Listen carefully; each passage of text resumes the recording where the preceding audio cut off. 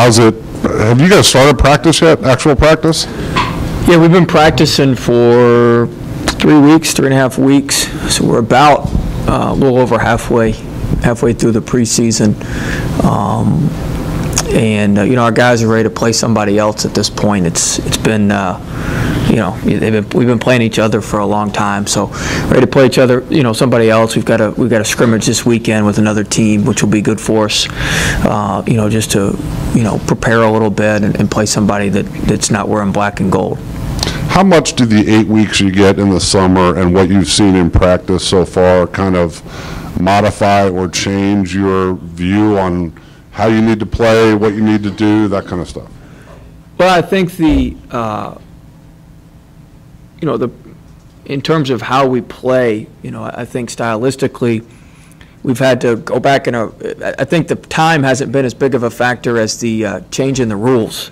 I think the change in the rules is a big factor in terms of how we're going to play, what we're going to do stylistically. I think the time in the summer certainly helped. It makes it, it used to be you started practice October 15th, and it was like, a huge deal. But now since you've got the players year round, it's just almost a continuum. It's a little bit of a different phase of practice or a little different phase of work, but it's a continuum. So, I try to balance it out a little bit and give our guys some time off. I gave them during the bike race, they went home for 5 days. We're actually on a 2-day break. Like right now, we took yesterday off after the black and gold game. We're taking the day off from practice, and we'll practice tomorrow through Friday in preparation for Saturday. Then we'll have a couple more days off. So, you want to keep them fresh. You want fresh legs. You want clear minds. Guys just, making plays based off their athleticism and what they do. And I know they don't really play the same position, but how much did Terry's departure kind of maybe light a fire under Michael? And I don't think at all. Not just looking at more minutes available? No. I don't think at all. I think, I love Gilmore, I love Tillman, I love those guys. I mean, they're gonna play regardless of who's here. Coach, your first season, obviously, have you been happy with the transitional period, how fast the guys have picked up on everything, gotten used to everything? Are you where you hoped you guys would be at this point? Well, we've got some work to do. I think, Saturday, we're split second away from being really good with some timing stuff on offense.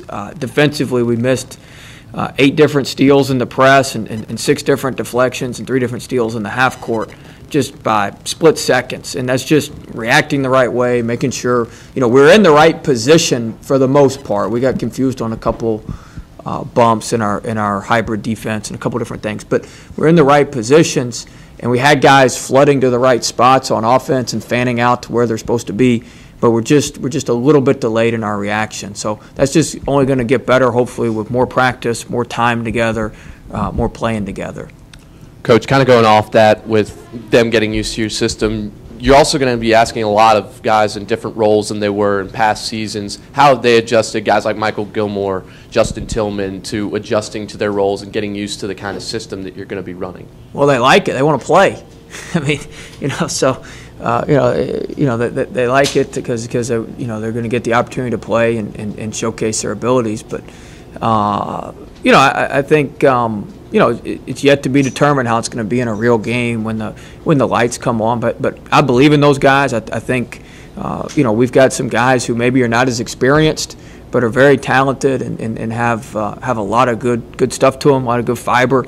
And I believe in them, and I happen to think they're going to perform very, very well and really, really surprise some people.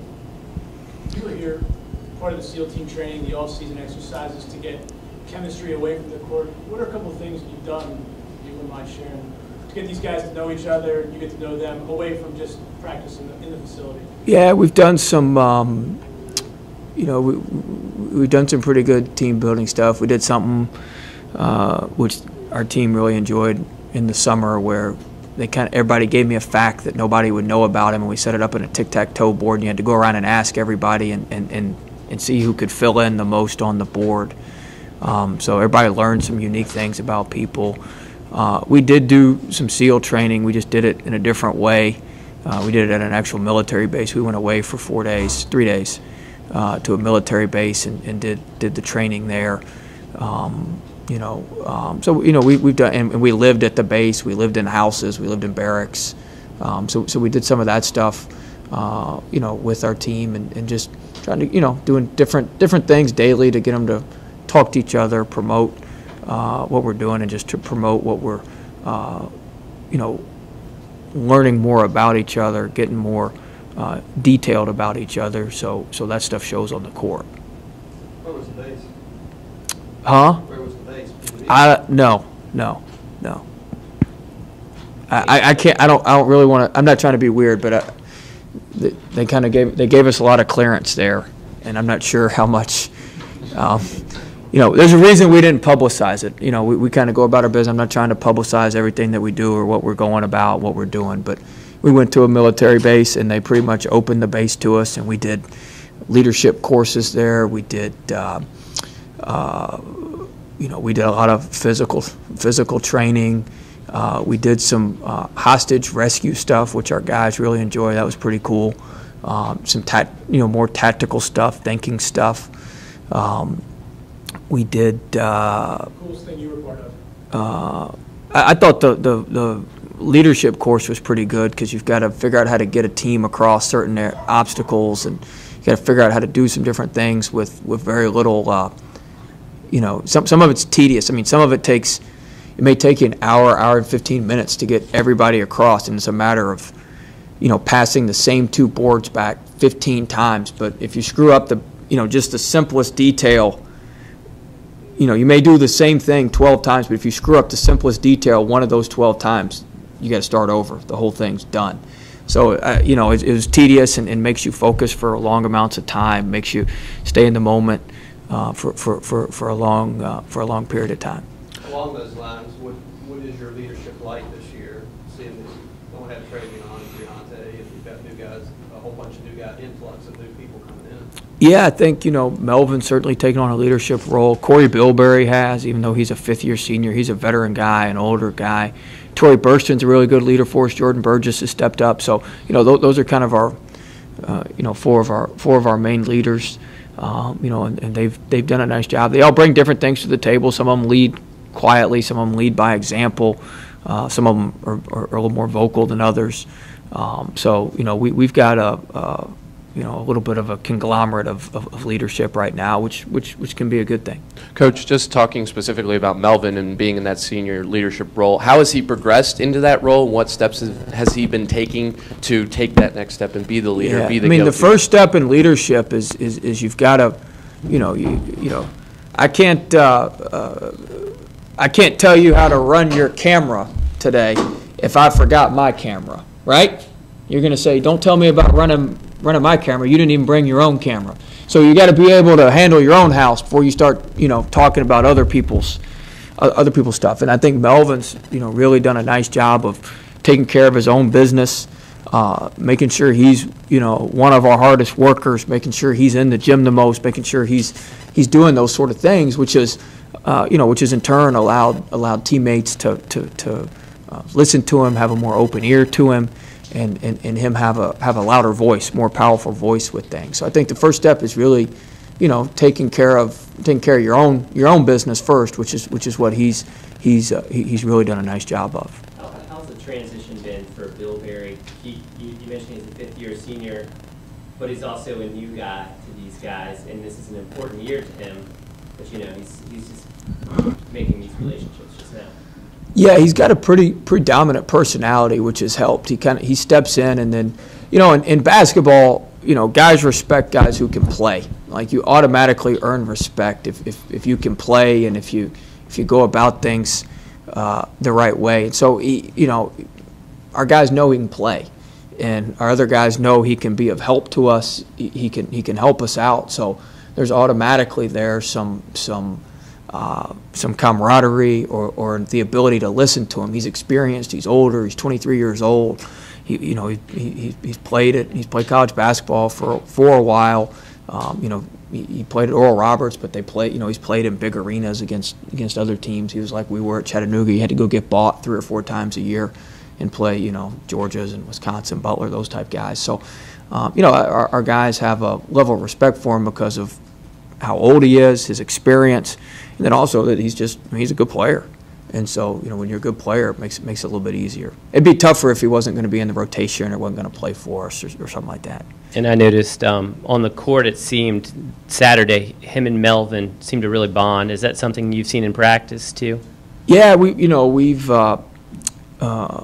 It was interesting on the court. The black and gold teams, we hadn't been playing that way in practice. I've kind of switched the teams up every week in practice to keep it competitive, kind of keep everybody guessing about what I was doing or what we're doing. But I think I think they do have some chemistry. They get in there and work together quite a bit. They shoot together in the mornings or shoot in the mornings individually sometimes. But there's certainly a mutual respect for each of them because they're both workers. I'd put them in the higher end of our working threshold, if that makes sense. And so I think anytime you work, there's a respect level there. As far as working goes, who have you seen make the most progress from the time you got here, from the summertime to now, player development wise? Well, I think there's a lot of them. I don't want to single any of them out. I think there's a lot of guys that have been working really hard. I think guys are trying really hard and want to impress. I mean, you go right down our roster. I think guys have gotten better. Guys are working hard. Tory Burston has worked extremely hard. So I don't really want to single guys out, but I do think guys are getting better. Guys have gotten better, and guys have invested the time. You got to put in the time if you want to get better.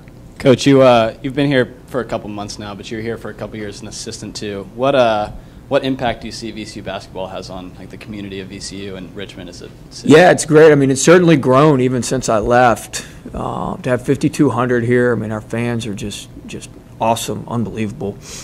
Have the band here, students here, everything. I mean, it's certainly grown even since I left, which is obviously great. It's great for the university. It's great for our players. It's great for the students at the university. Great for the city to have something that's a source of pride for the city. So, our goal is to continue to keep us moving in a positive direction and continue to grow the support and keep people excited and bring new folks aboard, which has obviously happened in the last 2 years. It happened after the Final Four for those couple years when I was here. We want new people to come join us and join the fun and experience what we got over here. Coach, I know you touched on it a little bit over the summer, but can you kind of go through the process of how you learn about a guy like Bill Berry being available, and then how you go through the process of deciding if that's a guy that fits here for you? Yeah, you get lucky.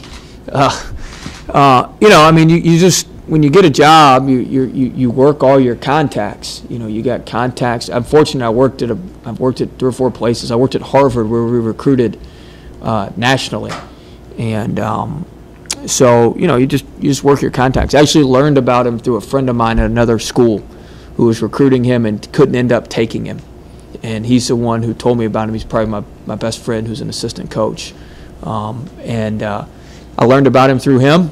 And he connected me with, he said, here's the 2 or 3 people you need to talk to. And then it was just a matter of, we have synergy, so you can watch all his made baskets, all his clips. So then it was a matter of watching everything and seeing what he does and breaking down his game. And then I flew out to Tulsa and I met with him.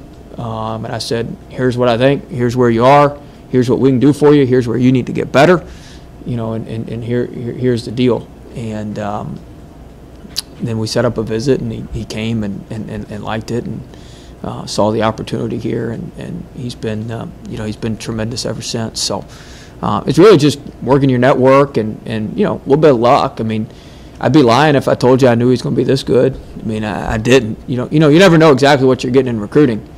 But I knew we were shopping at the right grocery store, but you just don't know. You don't know how high end you're getting. So. It's he'll certainly make our team better, make us better coaches. So you could be the best chef in the world, but you better have the right ingredients, Chris. So you gotta. He's a good ingredient for us. Coach, with Briante Weber leaving, I know you weren't around last year, but when you lose the all-time leader in steals, it's obviously a big hole to fill. Jaquan Lewis, Johnny Williams, what have those guys been doing to, that have impressed you so far that gives you confidence they can maybe lead that point of the defensive attack? Yeah, they're not. I mean, they're not going to be Bree. We don't need to be. We don't have to have Bree. We've changed our scheme a little bit. A lot of presses work really well when you have him out front. We can pretty much do whatever we want. If you get him out front, it's going to work pretty well. So, we've changed our scheme to maybe not expose those guys as much, maybe not have those guys running around quite as much, so we can be a little bit more solid with what we're doing. But we're not going to replace his steals. We're not going to replace him just swiping the ball and going tomahawk dunking it on people. But we can be solid and have our wings run through and pass it ahead and go lay it in. It's still 2 points and a steal. We're getting the same result. Maybe a little less sizzle and flash, but a little more, being a little more solid, being a little more substantive with what we're doing. It also seemed at times for Jaquan, he was really taking over the ball offensively, and it seems like he's going to take that next step again this year. When he's out there on the offensive attack, what problems will he present for other teams as you get ready for the season? Well, he's extremely quick. He's one of our best shooters. He did a really nice job in the scrimmage of getting his other guys involved. We're going to work on the turnovers with him. When he gets a little fatigued, he turns it over. Something we've been working on in practice quite a bit. But he's extremely quick. He can get that ball in the paint. He's a good shooter. On kickouts, for instance, Saturday we missed some threes because our guys didn't get to our spots on our penetrating pitches and on our baseline drives. We didn't get our drifts over. We didn't get a couple things happening. But once we get used to that, I think we're going to get him some easy shots, get some one-mores, that sort of thing. So, he brings a great dynamic to us offensively because he can get by people. And anytime you got somebody who can get by people, you're going to put the defense in a you're playing 4-on-3 offense because there's going to be 2 on the ball, and then they're scrambling from there. So it makes it easier. Coach, last year sometimes when the press wasn't working, the half-court D struggled at times. You've had a chance to watch a lot of film, I'm sure. Why do you think that was? Well, there's it's a good question. There's a lot of ways to use length and athleticism, all right? And we're very long and we're very, very athletic. And there's a lot of ways to use it. And sometimes if you overextend, I'd rather use my length and athleticism in a shoebox. So I'd rather keep our pickup points in the half court a little bit shorter and use our length and athleticism in a smaller place and make the other team play in a smaller place with our quick hands and our athleticism. The further you extend, the further you expose yourself. And yes, you're longer and athletic than the other team, but you're exposing yourself. There's driving lines there, and like I said, when you drive it like we do with Jaquan, you're going to be put in help and recover situations. And if you're not in help and recover situations, you're just going to drive it down Main Street. And then it exposes your big to foul trouble and things like that. So sometimes, when you transition, from the press into the half court, it's go, go, go, go, go in the press, and then in the half court, sometimes you got to drop back and kind of have a pickup point and a line of demarcation, so to speak. And hey, this is where we're going to pick up. This is where we're going to go. We're going to put our heels on the 3-point line. We're going to make you come into our house, and we're going to guard the front porch. And we're not going to let you in, as opposed to, if somebody's trying to get in your house, is it easier to guard the front porch or guard the entire yard? The front porch, right? So keep it, keep everything in a smaller area and use your length and athleticism in that smaller area. And I think you can accomplish the same things. It just a different way of doing it. Does that answer it? I'm ready to play. Does that answer? Coach, what kind of difference? Tim, you don't have a follow-up to that? That's something you would usually follow up to.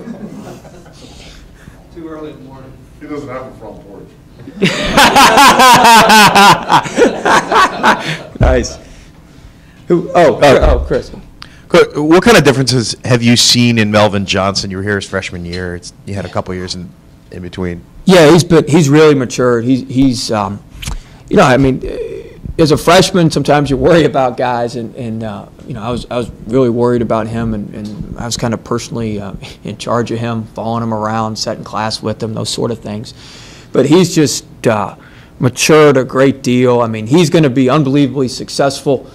He did an internship this summer. The company in town already wants to hire him, you know, whether he's after he's done playing basketball or after he's you know, or right after this year. I mean, he'll be able to make money playing basketball. So, you know, you know, he's certainly matured. He's handling his own business the right way, and you know, I'm very proud of him. He's going to be a very, very strong man. Going to be a very good husband, very good father, and he's just all around good person.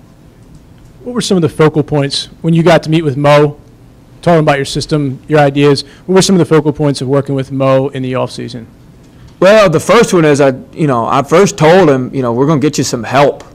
We got to get you some help down low. Like, it's unfair to ask him to play that hard for that long, and ask him to produce. You know, he's got to have some help down there. So my first thing, you know, I think Mo appreciated that. I told him, I said, I'm going to get you another big guy. And then when we got the kid Hamdi, he was very appreciative that, all right, I've got a little bit of help down here, because, you know, there's pressure on Mo. If you know, if we don't have Hamdi, who I feel like can really help us and back him up some, you know, if we don't have Hamdi and Mo goes down, I mean, or gets in foul trouble in a game, I mean, we might as well get on the bus and go home some nights, you know, at halftime or something. So I mean, you know, the first thing is we had to get him some help. And I told him, I said, I'm going to get you some help. We're going, and then from there, it was just a matter of working with him. And, you know, I was really proud he hit a left-hand jump hook. That was something that I don't think he'd been able to do. He was mad at himself on the right-hand jump hook he missed. He didn't test the middle enough, and we're going to go through that today. We got to get to the white line and test the middle a little bit more. And he could have made a 8-foot jump hook, a 4-foot jump hook, but we're still getting better at that. But I told him, I said, you know, we're going to pound the post. We're going to throw that thing inside. We're going to try to maul people, you know, inside and at the glass a little bit. And so if we do that, and I'm talking like that, then you got to back me up. You know, you can't be, you know, I'm talking about having pit bulls down there. We can't have you as a, you know, chihuahua down there, you know, just barking. Like, we got to have somebody who's, you know, we got to have somebody who's tough and after it and making plays down there. So I really challenged him to, you know, do that and work on his game and get better at that. And he's done that. And it showed, I think, I think it showed on Saturday. And that's not just him. I mean, Hamdi's the same way. I'm harder on Hamdi than any of them because I know we have to have him be good. I'm on him in practice every day, all day, twice a day. And so, I mean, he has to be good for us. And, you know, we need to bring him along, and he's made great progress. And we got to keep bringing him along. But it's the same way with Tillman, with Gilmore, with all those guys. I mean, you know, if I'm going to sit out here and preach that we're going to get you the ball, you guys can't show me up now. Like, we got to produce. And I was really proud of them Saturday. I thought they produced in spades, and that's what we need. How much do you think having some size alongside Mo when he's in there helps Mo and his confidence? I mean, him and Justin looked sensational this past Saturday together. Yeah, you know, and you know, there's different things you can do with different people. They were really good on the glass together. You know, they kind of play hide and seek down there in the short corners, which we like to do. And Mo's pretty good. You know, Mo's pretty good ducking in. Justin, we have him short every time, so he doesn't have to take a physical pounding. So there's different things you can do there. And, you know, and when Mo and Gilmore play together, Gilmore's our best high-low passer just because he can shoot it a little bit better. Although Tillman's got decent range.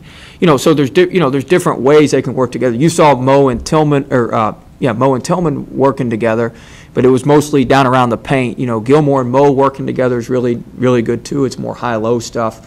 Gilmore made a nice high-low pass to Hamdi. He got fouled. So, you know, I think it helps. You know, we're going to play, you know, I want to be longer. I want to be bigger. I want to be better on the glass. The offensive glass, we were really good Saturday. Defensive glass, we were horrendous. So we got to get that, you know, we got to get that fixed up. But you know, there'll also be times where we'll play Jordan Burgess at the 4. We'll play 4-guard lineups with Corey Bilberry. I think our versatility and our depth is a huge advantage. So we'd be dumb just to lock ourselves into this is what we're going to do. He's going to play here. He's going to play here. You know, I mean, we can put lineups out there where we got 5 shooters if you play Gilmore at the 5 and run an open post stuff. I mean, there's all sorts of, you know, there's all sorts of stuff you can do. That's exciting for me as a coach, and it's my job to put them in the best position possible themselves and for our, and for our team. But we certainly have lots of good viable options, which is good, which is fun. How big do you expect the rotation to be? Right now, I'd play 10 or 11.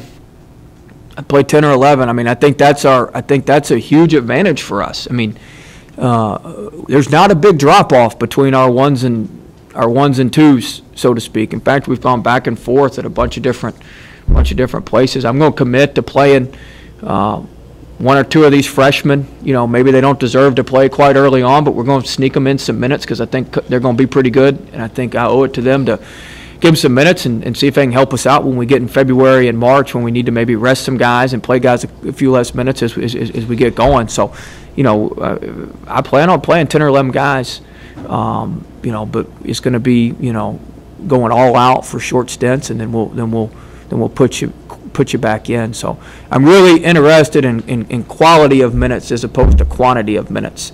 So I want guys that are going to give us really, really quality minutes, whether you're in there 2 minutes, 4 minutes, whatever it may be. The way we're going to play, it's going to be hard for a lot of guys to play more than 26 minutes. Going to be about the max you're going to be able to play when we get the press going and we get going with what we're doing.